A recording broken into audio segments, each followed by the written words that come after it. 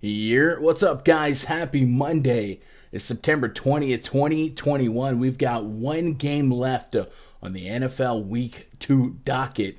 That's tonight. The Detroit Lions at the Green Bay Packers. A 49.5 game total. The home team Packers, an 11.5 point favorite. Packers are looking to right the ship after an unpredictable week 1 where they came out very flat against the Saints and actually ended up benching their starters in the fourth quarter, making some of the player usage reports and snap counts a little misleading. And the Lions, well, they were working on a Cinderella-like comeback against the 49ers in week 1, but they didn't quite pull it off as a result of playing from an extreme deficit throughout the whole game. The Lions ended up having a ridiculous amount of offensive plays where Jared Goff threw the ball almost 60 times. We're not expecting that type of offensive volume to be consistent game to game. However, if we look at today's total, they come in as double-digit point underdogs, 11.5 right now. So the sense of urgency, the pressure to throw the ball will likely remain. We're going to talk about that game and its DraftKings Showdown implications with lineup building, game theory, and even some leverage opportunities for this Showdown slate. But you can also play the single game contest on FanDuel and Yahoo. Hit that thumbs up, man. Show some love for the video if you enjoy this DFS content. And as we get through this video, I want to remind you guys, if you sign up for rundfs.com and use coupon code SHOWDOWN, you'll actually get 20% off, and this would be a great time to grab yourself a week pass, unlock the Showdown projections for tonight, for Thursday, all of the week 3 content, and every day we do the baseball content. So if you are coming back into the DraftKings and FanDuel lobbies, you got a little extra spending money in the account, hey man, you want to sweat some baseball, we have some of the best research aids you could ask for, the bomb detector, the index portal on the MLB VIP spreadsheet, all that there. And you can catch me live streaming for most MLB main slates on this channel, and sometimes you can catch me on the Osmo channel. I'll be over there on Saturday morning. So let's get back into this game. Let's talk about the injury report before we make a tiered ranking of players for tonight. The Packers are going to be without safety Vernon Scott. Tight end Josiah Guerrera is out with a concussion, and guard Lucas Patrick and safety Darnell Savage are listed as questionable. On the Lions side, they're going to be without defensive end Kevin Strong, and wide receiver Tyrell the Gazelle Williams out with a concussion. Is kind of notable because it is going to open a door for us to try and guess which wide receivers are going to be playable on the Lions side. Defensive end Michael Brockers, outside linebacker Trey Flowers, wide receiver Khalif Raymond, and running back DeAndre Swift also listed as questionable. However, Coach Campbell said that Flowers and Swift should be fine.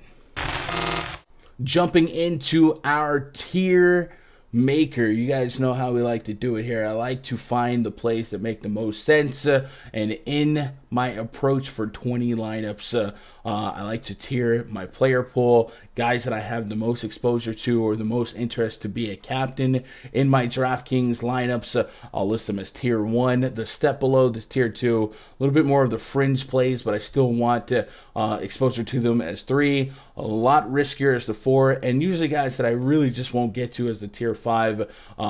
If you guys want to follow along, if you want to tell me if you disagree with some of my tiers, if you got some suggestions, recommendations on some guys that maybe deserve a promotion, hey, I'm all ears, man. No egos here. Leave a comment below. Let me know what you guys are thinking, and let's jump into the rankings. First and foremost, Devante Adams, got to be a tier 1. I would imagine he's going to be the highest owned player on the slate, probably the highest owned captain spot, so maybe you got to do that and react to that as you may. A lot of you guys with a higher risk tolerance than me might use that as leverage against the field, but I don't think that'll be me here. I think I'm going to play what's logical. And Devante Adams, easily my favorite option on the slate for DraftKings. Kind of expect Aaron Rodgers to get right tonight and feed Devante Adams, who really gets a soft matchup against the Detroit Lions defense.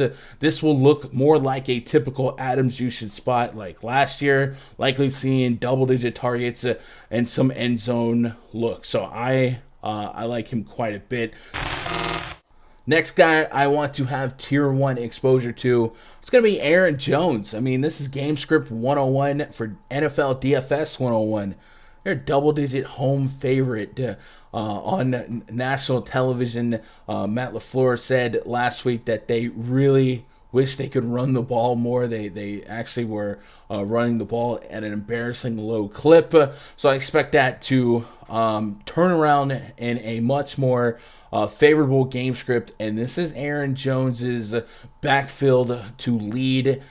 He got game scripted out of the Saints game real quick. He only played about half of the offensive snaps. Remember, all the starters were benched for the fourth quarter. As a double-digit favorite against the Lions defense that was bottom 5 last year, and in week 1 let Eli Mitchell and the 49ers run about a mile on them. This has the makings of a strong Aaron Jones makeup game. I'm looking for 100-plus rushing yards and hopefully a trip in the end zone. So Aaron Jones will be one of my highest-owned players overall on the slate and definitely one of my candidates to be a captain. Next up, man, we got to throw in Aaron Rodgers, right? Looking for him to really bounce back after a lackluster week 1, a longer week to rest, to think about it, going from a Sunday to a Monday night. And the Detroit defense is really one of the softest landing spots the league MVP could ask for in a primetime opportunity to make a statement. Definitely looking for him to right the ship, show up and show out. I do think I might have a little less of Rodgers in the captain spot than Adams and Jones, but he'll still be one of my highest owned players. You feel like the knee-jerk way to create a lineup tonight is going to be with the Packers onslaught, and these 3 guys will lead the charge for me in ownership, and that's why they're all tier 1. Jared Goff, I guess we look at the quarterback from the other side. I think I'm likely to throw him as a tier 3 here, right? The propensity to throw another 40-plus attempts here does exist. However, I do expect the pace of play for this one to be a lot slower, with LaFleur openly stating that he wants to get back to the run with this game script being as favorable as it will be. I think it will be a lot slower, and I really don't think Jared Goff is going to throw, 50, 57, 58 pass attempt. Yeah, 57 pass attempts last week. I don't think that's going to happen. I think this will be probably something a little bit closer to 40, which is still a lot of implied pass attempts. And if he does link up on broken coverage or TJ Hockenson or even some garbage time glory, I think that's fine. I think Jared Goff kind of reminds me of some of the old garbage time king quarterbacks, Colin Kaepernick, Blake Bortles, guys like that. So while I do expect regression on the Lions' offensive plays this week, I'm going to have a little bit of a Goff, but I don't see myself having any captain Goff, and ownership's going to be pretty timid. I think my favorite Lion to gravitate towards is going to be DeAndre Swift. I think if any Lion makes it to my captain spot, it's going to be DeAndre Swift. Right now I'm going to put him as a tier 2, but he has room to get promoted. Seems to be game script proof, and this is a double-digit spread that might bode even better for his DraftKings potential, as last week he ran passing routes on 65% of Jared Goff's dropbacks, and he converted 8 of 11 targets for over 60 yards and a touchdown. So I think if any Lions player is going to make a case to be a captain, I feel like it's going to be either DeAndre Swift or TJ Hockenson, but Swift seems a much more likely, in my estimation, to be the guy. So I got him as a tier 2 for now. He'll be my highest owned Lions player. The next guy that I would have a decent chunk of would probably be TJ Hockenson. I think I'm going to start him off as a tier 3, and this is a little bit more price inducive, right? He comes in at $9,600, about $1,200 more than the aforementioned DeAndre Swift, and that just makes it really hard to balance and fit in with any level of comfort. He also got 11 targets last week, 8 receptions, a touchdown, 25.7 DKP. Again, that 25 would definitely bode well in this spot. But the price makes it awkward. So when you start prioritizing Devante Adams, Aaron Jones, Aaron Rodgers, let's say you even wanted those three in your line. It's Devante in the captain spot, Rodgers, Jones. You get 35 per. It's very unlikely that you're going to have a lot of overlap between those three and a guy like TJ Hockenson. Really, DeAndre Swift's hard to make happen as well, but Hockenson's borderline impossible. So I think I have to regulate and govern my expectation on ownership for Hockenson. So I'm going to put him as a tier 3, and I'll try and get more creative and find ways to get exposure to Swift. It's going to end up being probably taking shots on some of those really, really low-priced gambles here. So that's what I got on Hockenson. That's essentially the bulk of my Lions offensive player interest. Next up, I'm going to talk about running back Jamal Williams. And as much as I want to play him a little bit more, when you think about a backup running back for the Detroit Lions on a showdown slate, for me, I kind of expected a 3 to 4K guy. That's not the case with Jamal Williams. He's 7,200. Last week, he played about 35% of snaps, normally dismissible, but like you saw with J.D. McKissick last Thursday, hey, a backup running back, especially a pass catcher, could play a role if he pops off for multiple catches, 50-plus yards, and finds the end zone. And that's kind of what we might see in this revenge game for Jamal Williams. However, it's kind of what you need at 7,200. The Lions come in really, really aggressively priced, and for the Lions to play 60 plus offensive snaps last week, we saw some inflated numbers. One of the high numbers we saw was that Jamal Williams got 9 targets, 18 total touches, and it was really, really positive game script, sense of urgency, change of pace back, and they were really leaning on Williams, Hockenson, and DeAndre Swift. Now, I think that's very possible to continue again today in a double-digit spread. However, like where do you make the sacrifices and where do you fit these guys in if you're going to lean heavy on the Packers side, which is kind of where I'm leaning, and maybe that's more of the basic line of thinking for the slate in general. But Jamal Williams just feels too expensive to be able to get to an aggressive amount. So I feel like tier 3 is the best I can do here in terms of exposure because of the price point. I really wish he was closer to like 4 or 5K. I guess that would have made him more trendy, and maybe this makes it a little bit more beneficial to have a higher risk tolerance than I do. But yeah, Jamal Williams, tier 3. Let's move it on. Let's go back to the Packers side here. MVS.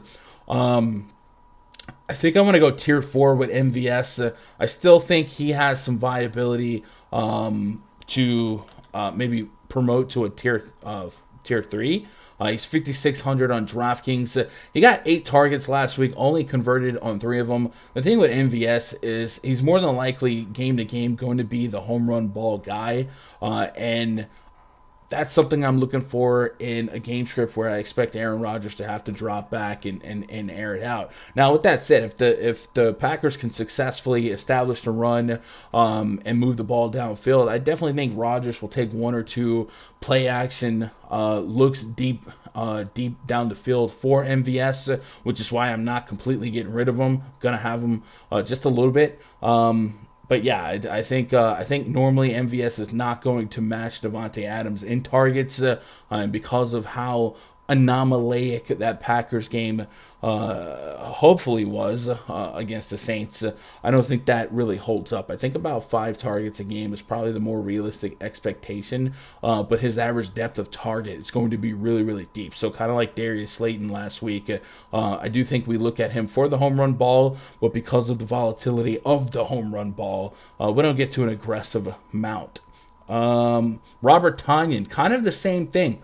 I'm going to put him as that tier 4 area as well. Tonyan comes in at 6,400 on DraftKings. He's even harder to justify in my estimation than MVS because he's more expensive. I think week to week, Tonyan is going to be a 3 to 4 target kind of guy. However, as you saw last year, he can be annoyingly efficient in terms of being on the positive side of touchdown variance. And if you end up in the end zone on a single game context, you might have a shot to be an optimal click. So Tanya's going to be somebody that's in the player pool. Tier 4 might be restricted to under 30% exposure in my personal runs, but he is somebody that I do think will end up in a lot of my Aaron Rodgers captain lines, just because looking for more exposure to those passing and receiving touchdowns. Keeping it moving, I'll stick with the A.J. Dillon. This is a guy that I probably didn't anticipate having a ton of if I was just looking at names on the slate. But I'm going to go tier 2 on A.J. Dillon, and stay with me. I think the reason I got to be here is I think he's going to spell Aaron Jones, and if we trust this spread, there's no reason to go super crazy with Jones getting 25, 30 carries. A.J. Dillon's $3K. He's about the cheapest / most viable guy for value. He only got 4 carries last week, got a pair of targets, but I do think his size being a little bit bigger than Aaron Jones and this game being as favorable as it is, there's a reason for him to go out there, get a drive or two, and perhaps even get some goal line work. And if he hits the end zone at 3K, I'm in it to win it. So I'm going to be really bullish on A.J. Dillon, but that's really a product of lack of value here. There's not many 3K guys or less that feel like potential good plays, and I think there could be enough potential touchdown equity for the backup running back, the goal line guy like A.J. Dillon, to go in and steal one. And I actually don't hate the idea of keeping A.J. Dillon around, even in lineups that do feature Aaron Jones, just because of how cheap he is, right? I think the other source of value for this game is going to be in the Detroit receiving core. It gets really, really, really difficult and weird to predict. However, I think there is a method to the madness. I mentioned that Tyrell Williams going to be out with a concussion. The next man up in terms of routes run was Khalif Raymond. Now, he was listed as questionable. However, he did convert 3 of 4 targets last week for 50 yards. If he's able to go tonight, and we expect him to lead the team in routes run again, I think he serves a potential opportunity to be a value play at 4,400. Again, make sure he does play, but he would probably be the first guy I would lean on in terms of of a Lions receiver to maybe get 5 to 8 targets. So I'm going to put him as a tier 4 for now, and wait on the news for him to maybe go up or down. The other guy I want to talk about is Amon-Ra St. Brown. He was second in routes run to the aforementioned Khalif Raymond. So if Raymond was a little bit limp or lame or whatever, Brown could benefit from that, and he's 2,400. So kind of like A.J. Dillon, his price might push me towards having more of him than maybe I would want to, just based on name and projection alone. And that $2,400 salary is going to really, really help me glue together some of these big boy lineups. So a lot can happen in one game. If he catches, 3-4 receptions and gets 50 yards, that might be enough. So I want to responsibly put him as a tier 3, but I'm going to get a little freaky here, guys. Put him as a tier 2, just because I think he has a lot going his way for him to be top 2 in routes run in week 1. And for the only guy that ran more routes than him, and I think it was only by 1 or 2 routes, to be questionable, St. Brown has a real chance here to be on the field a lot. The other guys, kind of the supplementary guys that are punts and prayers, chips and chairs. Quintez Cephas did catch a touchdown last week. He did get 7 targets. I'm probably going to put him as a tier 4 for now. Has a shot to go up to tier 3. These are just gut calls, right? 3,800 for Cephas. I'll put him as a tier 4 for now. If I find when I'm making lineups that I need a little bit more value, maybe I'll get him to a tier 3. But I just feel like I don't think he's that good. Trinity Benson, kind of the same song and dance. Somebody that if I'd had none of at the end of the day, I wouldn't feel bad. But for now, I'll put him at the bottom as a potential guy that catches one. Alan Lazard, kind of the same song and dance here. He's at least going to be on the field as probably the third most snaps and routes runs for any receiver. I could see him maybe getting spelled by Randall Cobb here and there. Maybe Cobb gets himself a narrative touchdown. But that's not really a story I want to chase on 20 or less lineups. I'd be way more likely to get to that in over 20, maybe 50 to 100 lineups, right? No Darren Fells likely for me. No Lions defense for me. Austin Seibert, the kicker for the Lions, I think I'm going to do without. However, I probably would get to Mason Crosby a decent chunk. I'm going to start him off as a tier 3. Crosby is listed as 4K. A little bit more expensive than some of these Lions guys I'm going to get to at an aggressive stance. Only had one field goal attempt last week. Again, super game scripted out. But as a large home favorite here, the Packers might play a little bit more conservative second half, and Crosby can shine here. Maybe get 3 to 4 extra point attempts and maybe 1 or 2 field goals, hopefully. Maybe a stall out before halftime or something like that where they're just playing for the kick. So I will have some Crosby. Tier 3 might be a little aggressive. I might get to tier 4, but for now, I'll leave him at the tier 3. Cobb, we're going to put him as a tier 4 as well. And then Packers defense, man, if they were a little bit cheaper, I'd put him as a tier 3. I'm going to put him as a tier 4 for now.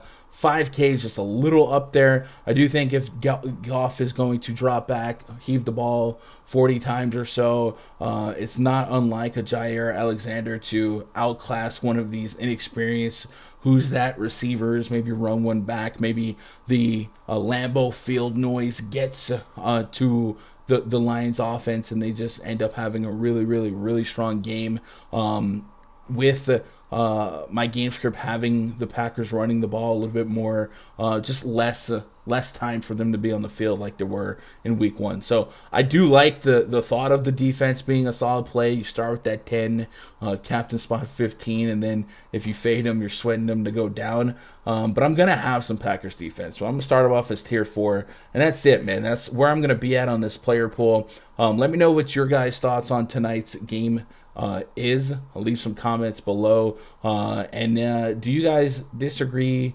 with some captains here? And how are you playing this slate?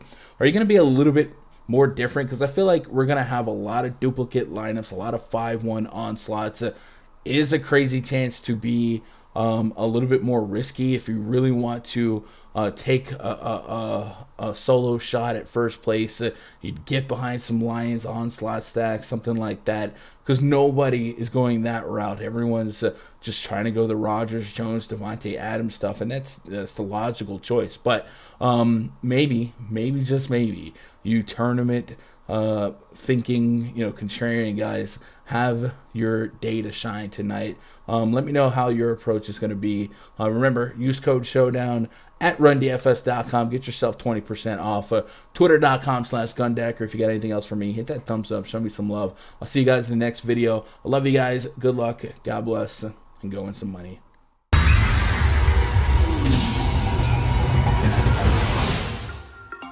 Channel memberships are live. If you've got love for me, I got love for you. Earn your status as a baller, legend, or Hall of Famer, and get exclusive perks in this channel, like members-only video content, live streams, and rock those custom emojis and badges next to your name that you can flex in every comment section on this channel or in our live stream live chats.